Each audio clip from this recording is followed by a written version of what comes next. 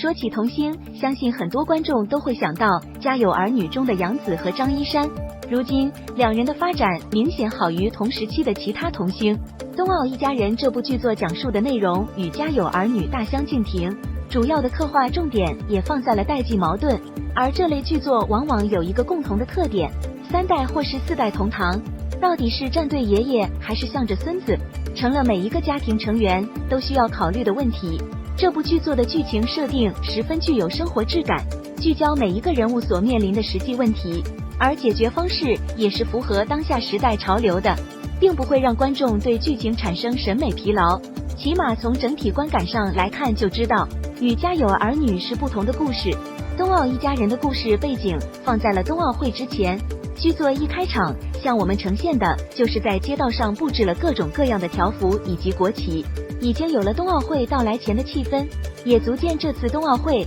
在全民范围内引发的热烈反响。这种符合主旋律的作品往往有着稳定的受众群，但对于冬奥一家人来说，唯一不太友好的就是作品没能在卫视上线。原本情景喜剧与主旋律相结合的形式就更受中老年观众的欢迎，反倒是年轻观众对这样的作品接受度有限。不过这部剧作的故事内容依然看点十足，虽然故事的主线是爷爷让自己的孙子训练拿世界冠军，但是其中也穿插着各个家庭之间的往来以及街坊邻里之间的问题，不会让观众觉得乏味，而这也是情景喜剧对观众有着强劲吸引力的重要原因。剧情往往轻松又好看，不需要观众花费太多的心思去理解人物的所作所为，但不同的地方在于《家有儿女》的重点放在了孩子的身上，而冬奥一家人则是以爷孙两人为主，关乎梦想和冬奥会在利益上明显拔高了一截。不得不说，